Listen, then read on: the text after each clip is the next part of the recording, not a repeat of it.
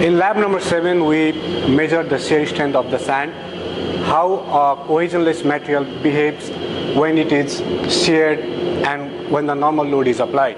But in case of cohesive materials as in clay, we have a term called cohesion. So the shear strength of the clay is a function of normal stress, friction angle, as well as the cohesion. We have to make sure that this property right here is the function of normal stress. So based on our normal stress, this value is going to change, but the cohesion is a material property, so it will have a fixed value. So to measure the shear strength of clay, we'll be using this equation where the shear strength is normal stress times tan of friction angle plus cohesion. So to measure the shear strength, we have 4 kinds of tests. Number 1 and number 2 are generally performed in the field, but we can perform this in the lab too. And unconfined compression and triaxial test are performed in the lab. So for the vane test, again we have 2 kinds of vanes. One is lab vane and the other is store vane. Similarly, we have 2 kinds of penetration test. One is the pocket penetrometer and other is the geotester. And we'll be making our samples and performing unconfined compression as well as triaxial test. So as I said before, we'll be doing 2 kinds of vane test. The one that I have in my hand is a torr vane test. Again, in the torr vane, we have 3 kinds of blades. One is the large blade, the standard one, and the small vanes. Standard vanes are generally performed for firm clays. Large vanes are used for stiff clays, and small vanes are used for soft to very soft silts and clays. So to begin the test, what we'll be doing is we'll be cutting a block of clay. So I have my block of clay here.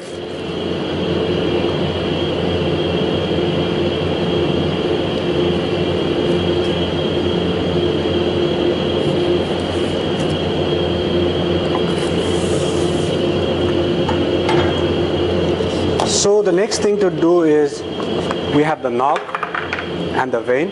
So start your test by adjusting the standard vane. And as you can see at the top there is a scale. So before starting the test, you have to make sure like it always starts from 0.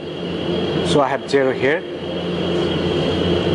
Now the next thing to do is to dip the vane into the soil till the top of the vane, not more than that. After your sample is ready and your vanes are fixed into the soil, begin rotating by clockwise this way till it shears. So you need to keep on doing till your soil fails by rotating.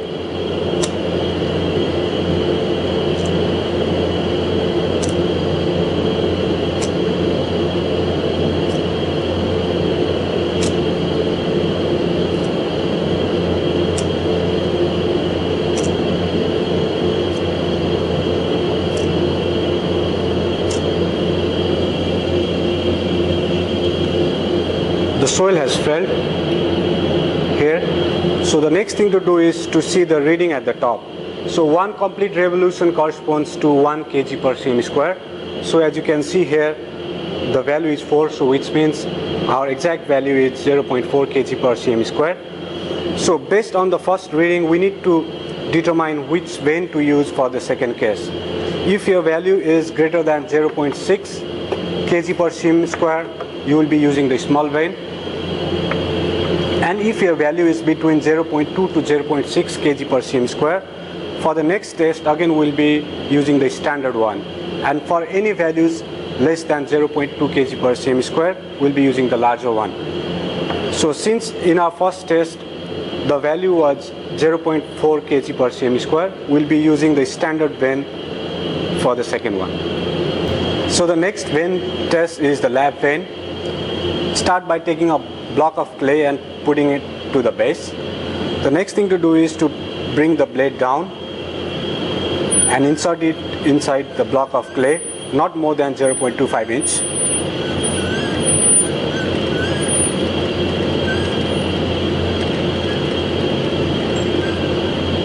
Once that's done, set the dial to 0 and start rotating it anti-clockwise.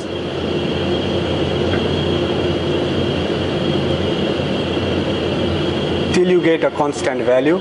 So this constant value will correspond to the peak strength. So I got the constant value, the value is not changing anymore. So that's my peak strength.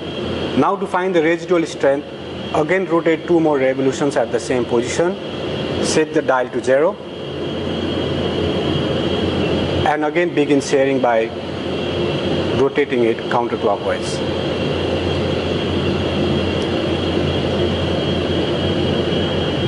Till you get a constant value. So this value will correspond to the residual strength. Now we are done with the vent test. The next test is the penetration test. As I said before, we have 2 kinds of penetrometer. This one is the pocket penetrometer, and this is geotester. So we will be using both of them. First, let's start with the pocket penetrometer. So as you can see, the red color over here, before beginning the test, you have to make sure this is at that level. Once it's done, then we need to, as you can see here, there is a mark. So we have to insert this pocket penetrometer till this mark. So start by putting this pocket penetrometer inside the clay to this level. It's done. Pull it out. Now you need to take the reading. For taking reading, you need to take the reading at the bottom towards the collar. So 0.25, 0.15, whatever the value is, you have to make sure you take the reading on this side. The next penetration test is geotester. So for the geotester, we have 2 kinds of tips, 1/4 of an inch and 10 mm tip. So let's first start by 1/4 of an inch tip. So once that's fixed, now there is a button at the side of the geotester. This is to adjust your scale to 0. So you have to make sure you always start with 0. So as you can see, again there is a mark. So we need to insert till this mark.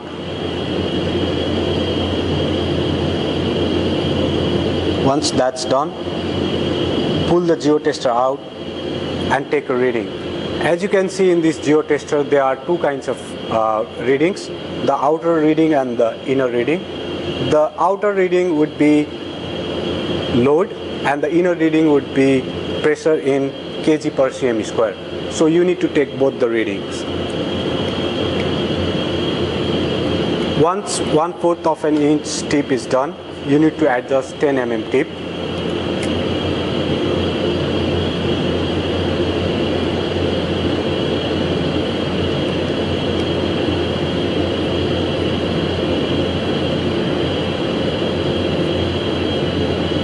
Again press this button to set your scale to 0 and insert it till this mark.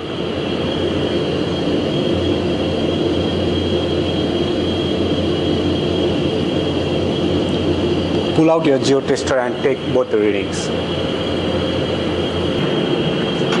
Now we are doing the unconfined compression test. So this is again geojack machine where we'll be testing our unconfined compressive strength of the clay. So start this test by taking 2.5 by 2.5 by 4.5 inches of clay sample and reduce the height to 3.5 inch by cutting it from the top and bottom. I have already done it and placed it in the soil trimmer. The next thing to do is trim the sides of the clay by slowly rotating it. So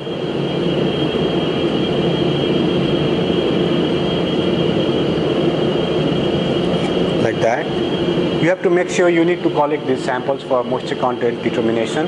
So have your moisture can pre-weighed and put some clay in there. Take the weight and put it in the oven. Trim the sides very carefully.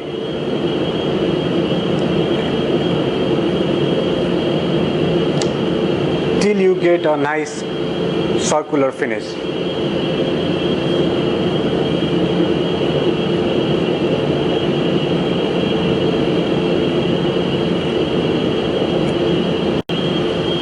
So once Once the sample is ready, you need to put your sample in the UC machine. Again, it's the same GeoJack machine, and follow the instruction in the manual.